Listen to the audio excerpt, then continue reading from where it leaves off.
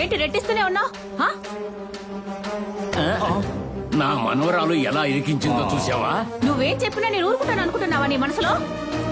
ఇప్పుడే చూస్తున్నాను ఇంత బాగా ఆడుతున్నావు. ఇన్నాళ్లలో ఒక్క రోజైనా కన్న తల్లిని నా ముందు నువ్వు ఆడి చూపించావా? ఏం చేసావు? అబ్బబ్బబ్బబ్బా! ఎప్పుడైనా మన ఇంట్లో డాన్స్ చేస్తుంటే ఎంత బాగుండేది. నేను మీ నాన్న సంతోషించేవాళ్ళంగా. సారీ అమ్మా, ఇకపై చేస్తానులే. ఎంత బాగా చేశారా కదా. చాలా బాగా చేసింది. బంగారు చిలక, ఏంటి నీ మొహం ముసల్దాని పిలకలా అయిపోయింది? ఛీ, పోవే. దాన్ని వదిలేరా. కళ్యాణ్, అక్కా? నేను వచ్చేటప్పుడు మీరిద్దరూ ఒక స్టెప్ వేశారు చూడు, అవునక్కా. అందంగా ఉంది. నా కోసం ఒక్కసారి వెయ్యండిరా. ఇదిగో ఈ పవర్ పట్టుకుని తననానే తానానే తానానే గాలి వస్తుందాక.